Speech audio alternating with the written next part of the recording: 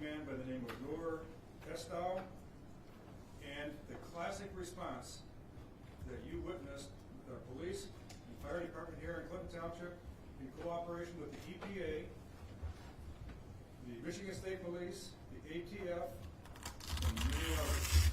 There were a lot of people who had a hand in what you're about to hear today. I never thought we would have it done this quickly. I kept saying we would because I wanted it done quickly. The community wanted it done quickly. Businesses wanted it done quickly.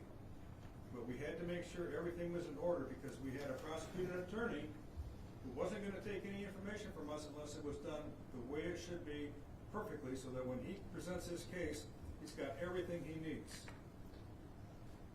I promised we would find what, how, and why this happened.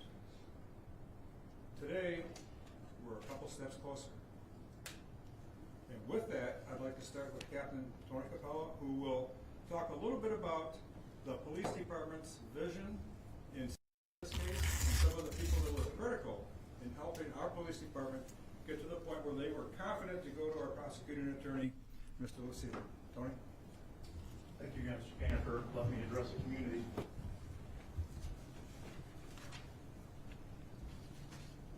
Good morning, and thank you for joining us all here today. I'd like to go over with you a bit of what occurred on the night and weeks following the major event of Monday, March 4th, 2024. At 8:50 p.m., the Macomb County Dispatch Center, ComTech, became inundated with 911 calls reporting a fire and large explosions coming from 19500 15 Mile Road, a business named GOO Select Distributors here in Clinton Township. Police and fire services responded quickly and began to secure the area in an attempt to keep the public away from a dangerous structure fire. As first responders on scene attempted to grasp the magnitude of what was unfolding, all while the loud explosions remained continuous and pelting first responders with flying debris, tragedy ensued. At 9:31 p.m., officers reported a person injured near Beaconsfield and 15 Mile Road, about a quarter of a mile away from the fire scene. Though our officers were already in the area and arrived to render aid very quickly, we would later learn that 19-year-old victim Turner Lee Salter of Clinton Township would succumb to his injuries. It took multiple fire departments 24 hours to gain some control over the fire. Our partners at the Clinton Township Fire Department would spend well over a week monitoring and extinguishing these sporadic explosions, pop-up fires, and continual smoke at the scene. This was like nothing any of us had ever seen and hoped to never encounter again. The magnitude of this investigation was also like none other. The investigation is one which is still ongoing to this very day. It is our honor and opportunity to recognize and thank all those that assisted in this investigation and all agencies that extended their support the night of the incident. And they are the men and women of the Clinton Township Police Department, our partners at the Clinton Township Fire Department, the Clinton Township Department of Public Works, the Macomb County Road Commission, the Bureau of Alcohol, Tobacco, Firearms, and Explosives, our surrounding agency first responders, which include many others, but to just list a few, the Michigan State Police, the Macomb County Sheriff's Office, deputies, and dispatchers alike. Additionally, we're thankful for the support from the Macomb County Prosecutor's Office, the Environmental Protection Agency, the United States Customs and Border Patrol, and the New York Port Authority. And now for some additional details, I'd like to introduce the Clinton Township Police Department's Police Chief, Dina Caringi. Thank you, Captain Coppola. Good morning. Clinton Township Police detectives submitted and served over a dozen search warrants in this investigation. They've conducted numerous interviews and reviewed hours of video in the past 6 weeks. Several meetings have been held with the Macomb County Prosecutor's Office and assisting agencies, with the most recent meeting being held on Wednesday, April 17th, in determining potential charges in this investigation. Our detectives had maintained open lines of communication with the victim's family and have updated them on the progress of the investigation. This past Saturday, April 20th, detectives received information that Noor Kestow, the owner of Select Distributors and person of interest in this investigation, had a one-way ticket to Hong Kong, which was to depart from the JFK International Airport later that same evening. Detectives immediately met with the Macomb County prosecutors, in which a decision was made due to the evidence presented to authorize an arrest warrant for one count of involuntary manslaughter for Mr. Castell, which is a felony that carries a punishment of up to 15 years. Once that warrant had been authorized, detectives contacted authorities in New York, and within hours, the U.S. Customs and Border Patrol, along with the New York Port Authority, advised that Mr. Castell was located and taken into custody without incident at the airport. Detectives from Clinton Township Police flew to New York, and on Wednesday, April 24th, took Mr. Castell into their custody and transported him back to Clinton Township. He had waived his extradition hearing and was arraigned yesterday at the 41B District Court on one count of involuntary manslaughter. Now, over the last several weeks, I had received numerous calls and emails regarding this investigation. People wanted answers, and for someone to be held accountable for this incident and tragic loss of life that traumatized a family and a community. As we all know, good investigations take time. The detectives and assisting agencies involved in this investigations are to be commended for their work ethic, their integrity, their patience, and diligent manner in which they prioritize this investigation, all while managing other cases and outside pressures. I cannot say enough about the men and women of this department and, quite frankly, this profession. Day in and day out, they continue to protect the public to the best of their abilities, and their response and follow-up investigation surrounding this incident is a prime example of those efforts. Thank you very much. Mr. Cannon. I'd like to thank the Clinton Township Board of Trustees, almost all of who are here today, for their support to the police department, to the community, and for the ongoing investigation. It seemed like a long time, but as I mentioned when I started, we want this to be done right, and we want it to be done complete. We don't want this just to be a one-time incident here in Clinton Township. We want to stop it from happening anywhere else. If we had this happen here, think about other communities that have a similar situation with businesses doing similar types of things. So I'm hoping when it's all said and done, not only are the people who did this to us punished, but those who might be doing something to someone else are caught before they get to this point. And with that, I'd like to go with our fire chief, Tim Duncan. Tim is going to be retiring soon, nothing to do with this incident. He told us a long time ago. Tim? Thank you. So anyways, we're obviously here today mainly for the police side of the investigation, and then what Prosecutor Lucido will talk about too. So just wanted to give a brief update on the fire side of what's going on. On April 19th, the Friday of that week, we released the scene back to the company. And then on April 22nd, they had approximately 30 private insurance fire investigators on the scene. They flew their drone over the site, and they were encouraged to walk the perimeter of that site. They still have not made entry onto the site for any of their investigations. So as you can understand, with that level of people that are involved in investigating this thing, it's still going to take some time. So after that, they had the interviews that were done. As you can understand, the ATF is the lead investigator from the fire side. They also have the Michigan State Police involved, the Clinton Township Police Department, and our Clinton Township Fire investigators. The investigators, all of them, have spent hours and hours and been tireless in their efforts to try to figure out what's going on at this site. At this point in time, with the investigations and what they've seen, and as you see from the picture here, that ball of fire, the intensity of this fire essentially damaged a lot of what they would normally look to try to conclude what was going to happen on this scene. At this stage, they're still at the undetermined aspect of it, but they cannot exclude human involvement in this fire at this time.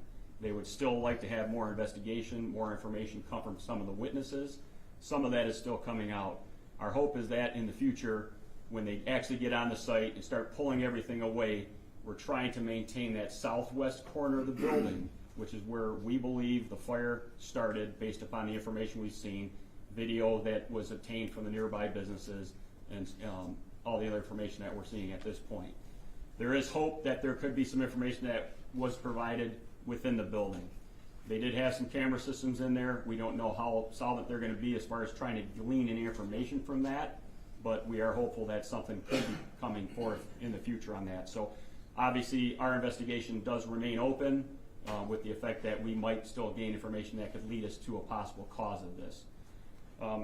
The EPA, as will probably be stated, is working their efforts to try to get this site cleaned up quicker than would be normally done. Anybody who's ever been out in the community that's had a fire, whether it's a residential house fire or something else, you've seen some of these sites sit for a year, sometimes 2 years. The EPA has taken a stance that they are not going to allow that to happen. So rest assured, they're trying to work as hard and diligently as they can with the company's attorney, with the people involved to get this site cleaned up. So we're hopeful that that's going to happen, but just imagine the scope and magnitude of trying to get these types of materials off of that site. There was over 3,100 canisters of nitrous found simply by the EPA alone that are sitting in secure containers at that site right now. You can only take those on certain highways across this country and certain places, so it's going to be very detail-oriented trying to get that taken care of. So at this point, that's the update on the fire side of things, and I'll turn it back to Supervisor Cannon. Thank you, Chief. I think all of us are very anxious to have a safe and complete mitigation of all the hazards that have scarred our community. So I'm happy to hear everything I've heard thus far. We know that we've got a tough prosecutor. He's got a tough job. We've given him what he wanted, and now he's got the ball in his court. So with that, Prosecutor Lucido. Thank you, Supervisor Cannon, and everyone else that opined on this particular incident. I think as Chief Cringy indicated, the charge in the case is the highest charge that we could bring at this time based on the information, the evidence presented, as well as all of these agencies that collaborated together. We would not charge unless we knew that we had this case. There is just way too many agencies that had to do in the investigation, which is still ongoing. So at this time, the charge of involuntary manslaughter, a 15-year felony, was the highest charge that could be levied.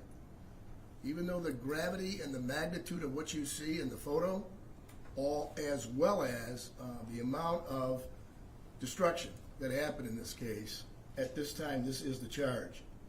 There was a bond set yesterday as he was arraigned. It was $500,000. It was cash only, no surety. In addition, there was a tether upon his release.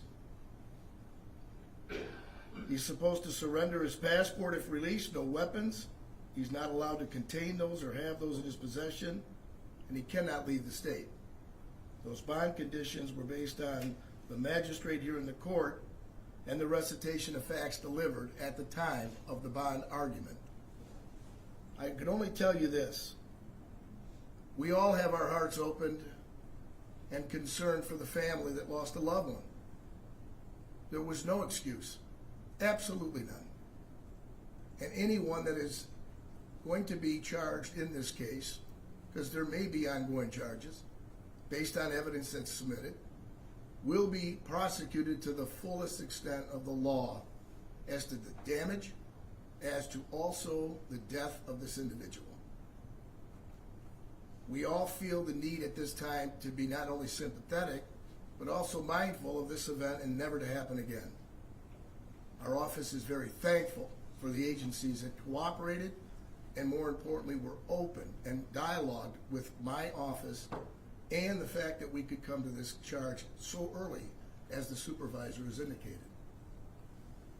That being said, I can tell you this: we will always strive to ensure justice. One is presumed innocent until proven guilty. But in light of the findings that we have seen thus far, this was the highest charge that could be brought. I'll turn it back over to Supervisor Cannon.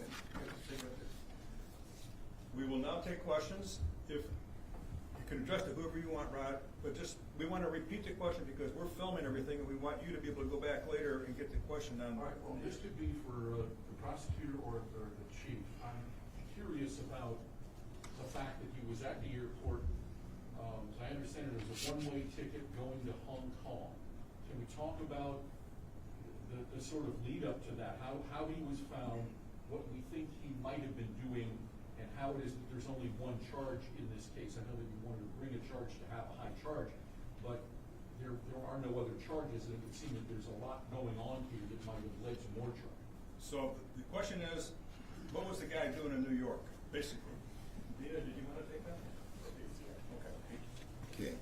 Based on the fact that he was a suspect from the beginning, being the owner of this business. Anyone that owns a business and something like this happens has to be considered a suspect. As a result, it was plugged in that we got an alert, and that would be the police department, that he was exiting the country. The passage is through New York, from Detroit to New York and from New York to Hong Kong. And this has only been given to us as a result of the passport and the information that was provided to us in New York, such that a warrant issued. And it wasn't just that we didn't do an extenuating amount of discovery and information and collaboration. We've had multiple meetings, as the chief of police has indicated here, to come to that conclusion, Rod, to bring that warrant in a timely manner. We don't know what his ultimate goal was. Was it to stay out of the country with a wife and a child here? But we do know that he's in custody. And I think maybe he made bond last night. He might as well get it out there. And if he did, he has every right to be presumed innocent still until he has his day in court. Is there a concern that he's a flight risk? The question is it a concern to be a flight risk? Great question. Nobody has a crystal ball to determine who is a flight risk, but his passport has been secured in New York, as well as he's got a tether on his leg. According to the bond conditions, he has a right to bond based on the facts, the circumstances, and his past criminal history. So remand was not an option. It's always an option. It's up to the ultimate magistrate in the case whether or not they felt, based on the totality of the circumstances, because bond is to ensure coming back to court. He's already retained an attorney, and he has every right, based on the circumstances, to make an argument for bond. Do you anticipate more charges will come? It all depends on what supplements that are submitted to the Macomb County Prosecutor's Office. Then at that time, we would review that information and determine whether or not appropriate charges can be delivered. Just so I'm clear, so he tried to use his passport in New York. That triggered an alert to police, which then triggered your issuance of the warrant. It wasn't just the triggering, it was the multiple weeks that added up and the multiple information that was submitted and the multiple times we had met with the individuals that assessed this case. But he didn't have a warrant prior to trying to use the passport. Did not. Would you have charged him if he hadn't tried to flee the country? Absolutely. Do we know where he was? In other words, initially we were told he was cooperative, and then he goes to fly to New York. Has he been in town? Do we know? Have there been other interviews with him prior to that? Chief? Yes, he has been cooperative. His attorney has been in contact with our detectives consistently, as far as I know. Did he use his passport to fly to New York? You wouldn't need a passport I for know New you York. don't need to, but. But it's leaving the country, that's when they would go ahead and look at the passport. And who flagged his name? In other words, clearly you were concerned. I mean, how did that process work? That was just through our partners in this whole investigation, just looking at every angle and making sure that everything was covered. Is there any discussion, or has there been discussion with him about the way this was accomplished, and the fact that there's next to no regulation around what it was that he did? And is there concern that there are other places like this out there that we don't know about? Rod always asks all the questions, not just some, so we appreciate the fact that you want to get to the bottom of it, but the reality is, what caused this fire, the source, origin, and everything, it's a culmination of the different agencies, from ATF to our fire locally and everywhere else. At this time, we can't determine source and origin, but we do know we have a destructive site that was ground zero, it looks like, based on what you see here. So, that being said, Rod, as far as moving forward, if there's more information that's going to be gleaned as a result of the investigation, then we will step forward. Can't answer that. Was this guy the sole owner of the business? Based on the documents that were received, yes. Okay. Has there been any investigation or looking at the other businesses that he owns in the area? Yes, there has been a follow-up and investigation on those. Was there anything worrisome in terms of improper storage of materials? Not that I'm aware of, no. Was he alone in New York? At this time, we would leave that in, as part of the investigation. It's ongoing. Is there any reason why you said wife and children, I'm not more that they have to stay, or can they leave the country? They have no bounds of the law on them at this time. They are free citizens of this country and the state. Is there an extradition treaty with Hong Kong, or is Right, I'd have to get my treaty book out from law school. I got to be honest with you, it's a blessing that we have them in custody at this time, that, you know, that we have them under certain conditions of the court, and as a result, the quick reflex of the Clinton Township Police Department that did everything in a timely manner to do what we needed to do. Early on, it was communicated that the business owner was cooperative in the investigation. At what point did that turn? Or did it turn? It did not turn, as Okay. far as I'm concerned. He remained cooperative through his attorney. Early on, there was talk about it's been 2 years since the building was inspected. Has there been any discussion about changing how often buildings get inspected for things? That's what I was mentioning before.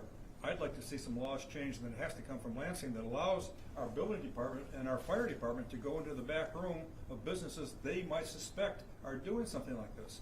Right now, after they did their initial inspection, we're not allowed to go in the back room.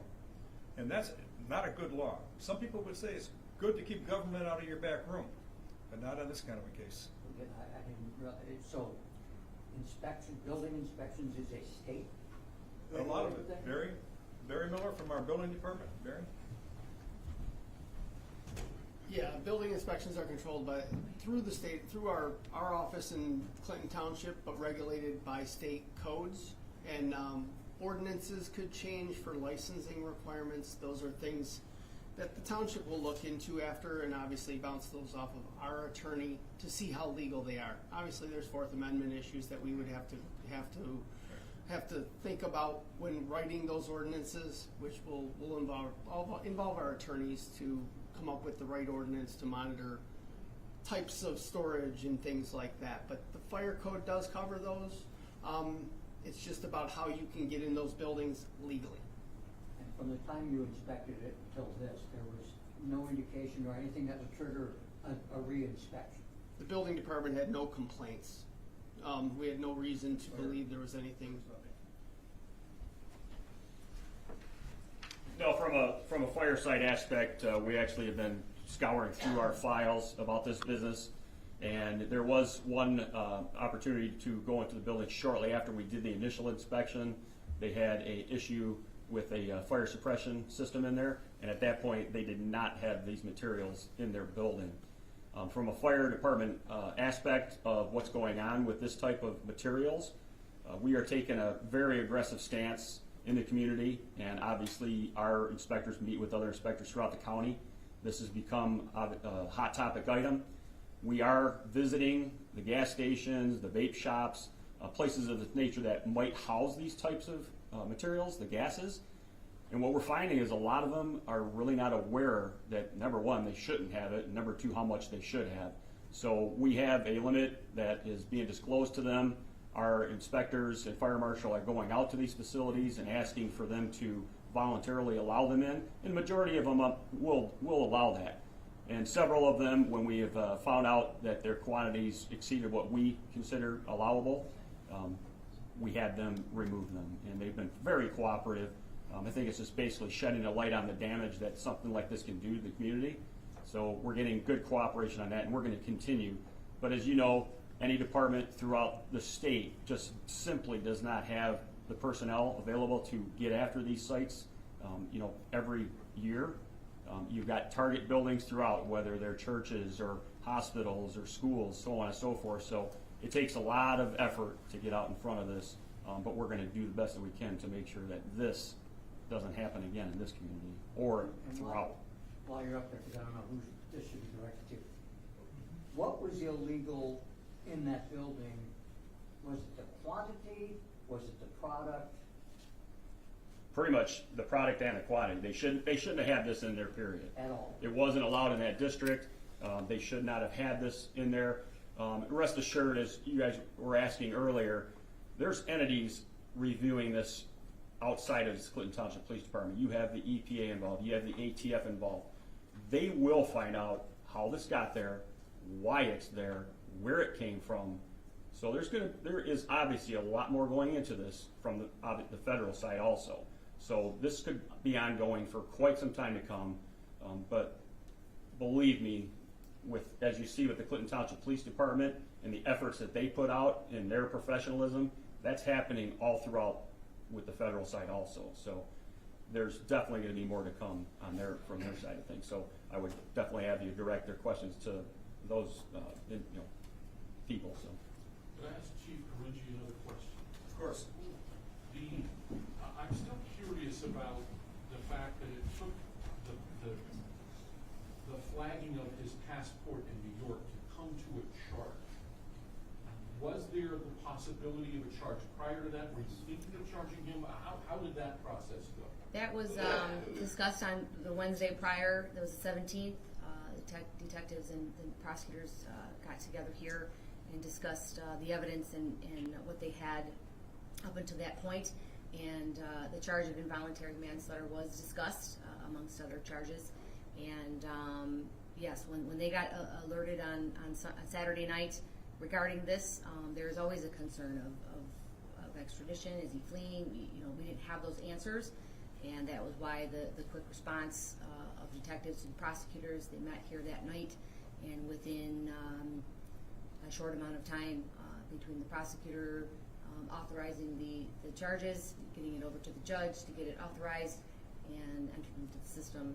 Yeah, so that was already been discussed, and so it was put into motion that night. Was Mr. Kestu aware that you were discussing charging him, and might that have been the reason why he was looking to flee? I don't believe he was aware, no. Did you feel you had evidence on Wednesday to charge involuntary manslaughter? I believe so. Is there a reason that a charging decision wasn't made that day and it was made as a There- plea? I think what you have to realize was there was a discussion had about potential other charges. And the research had to go into it because this is a unique situation. As a result, there was a alternative charge that could have been brought. And after doing a thorough investigation and review based on the facts, circumstances, as well as evidence presented, it was at that time, real quickly and in close in time, that we had come to the decision to make the involuntary manslaughter. Those elements of the crime were present, and we believe wholeheartedly that was the appropriate charge, and we have to do justice, and that means bring the appropriate charge. Is the improper storage, illegal storage, chargeable offense, or is it just a fine and? So, Go back to our building department for that answer. Typically, the way this works is if we were to receive a complaint that somebody had illegally stored products on their premises, we would issue them a notice to remove immediately. We have done that with other businesses since then. We've had full cooperation with those businesses and saw no reason to shut them down.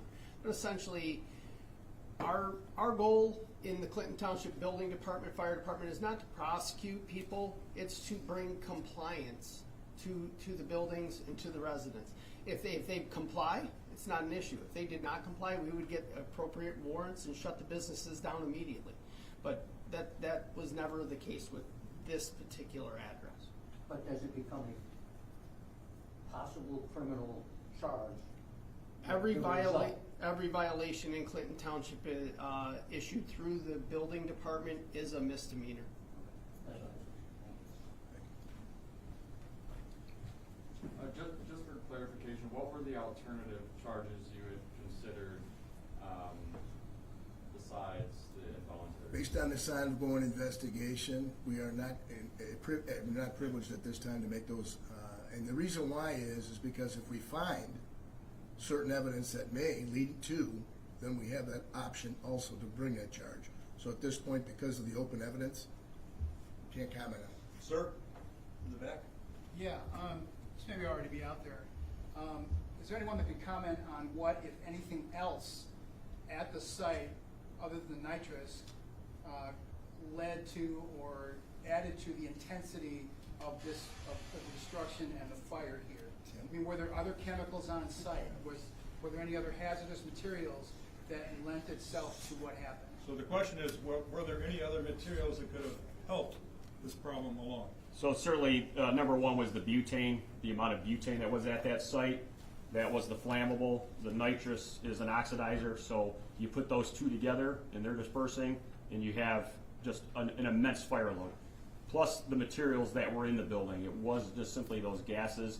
There was items such as bedding, different clothing, different materials that increase the fire load and the hazards. You had the knives that you've seen probably on the news flying through the air in the canisters, so on and so forth. So just simply the gas load alone is essentially what caused this. So imagine thousands and thousands of these things that were involved. And there's still, canisters on site proper that they're going to have to be concerned about as they enter into the site. So, What, if anything else, on that site was illegal? Or I think that's still going to be determined. so that's still part of the ongoing investigation? Yes. There could be other chemicals or whatever that was considered. We're not anticipating any more than that from what we've seen, due to the ATF, our people, the Clinton Township Police Department, and the Michigan State Police having been on site for our part of the investigation. But until you start pulling all that heavy metal out and all the other debris that's covering up the stuff, 4 or 5 feet down below, you just really don't know what's on there at this stage. Chief, can you say how many businesses have been inspected and have had to alter their storage or whatever it is that they've had? So it's still ongoing. We've had, initially there was 2 that we got into right out of the gate that first week. One had what we consider a considerable amount. I can't go into the details of how much, but they complied, got that out of there quickly. And then the rest of them are usually a smaller scale, but we certainly need to educate them and bring them into compliance. But this is certainly, like Supervisor Cannon said, something that we believe the state needs to address. They did address it minimally when they started talking about the whippets right after this happened. Obviously, that was something that was taking place prior to this happening in our community. But certainly, we need that assistance. We need the ability to go in there and basically say, if you're not letting us in, guess what? We're coming in. So that to help our stance a lot. The one business that you said had too much stuff in it, was it the party store, was it something else, and how much did they have? I can't get into the level of how much they had, but it was essentially a oil change facility that was storing these things. So what people are finding out is the community at large has a large desire for this item, and they can make a lot of money off of selling these things. So we're trying to get out there and make sure that people are using it in an appropriate fashion. It's, the nitrous is supposed to be used for the food service end of the industry, and obviously we're seeing that that's just simply not happening. So that's where we would look for the assistance from the state to help us. Just to be clear, you're saying it's the nitrous that's the issue for this kind of problem, but the butane, are you seeing that that's out there as well? I haven't seen as much of the butane out there. Obviously, the materials are out there because simply he would not have been storing these if he wasn't selling them to other entities. So this is where I would advise basically our county and the state at large to get out in front of this and address this problem, because it's not just simply in Clinton Township, it's throughout the state. With the quantities that he had in this building, he's sending them somewhere. Now it's the time to uncover where are they going. So they're tracking that. Obviously, somebody has to deliver it by truck. And believe me, with the ATF, the EPA, the police department, they're going to uncover where this stuff is going and where it was coming from. I suppose he's willingly given you, Mr. Prosecutor, his client list. It's always hopeful, but not necessarily going to be counting on it. I do believe that the chief had made a very soluble statement. It's the eyes and the ears of the community that report this, that brings about the change, as well as the lawmakers in Lansing, to put it on the books so that they have the tools necessary to vet these things out. It would have been very helpful had somebody come forward and said, hey, look, there's a tremendous amount of flammable gas on the property. That would have worked really well, but in this case, the tools aren't there. Mr. Cannon, question, we've been talking about the fire, what about our residents and the businesses that were affected? What is the township and the government doing to help them at this time? I believe we're having their insurance companies be the first ones they talk to. And there are other businesses that are affected. And as our fire chief told you the other day, there were 20 or 30 investigators representing insurance companies, just that end of it with the drone overhead. Because I'm sure many businesses and homeowners have insufficient insurance to repair their homes or their businesses, and they're the ones that are going to be at loss. I hope not. You may be right. I don't know. Part of the investigators, the 30 investigators that were on scene, were some representatives from the nearby businesses. So they are certainly part of this process, and they're going to make their claim to support their business. So. Sir, you had a question? Yeah, residents, businesses have been very vocal on social media, get answers. How much pressure, how stressful has this process of getting to the bottom of this been for the city? I think for anybody that was involved in the whole process, we were very anxious to get to the point we're at today, and did everything we could to even speed it up, but to do it properly.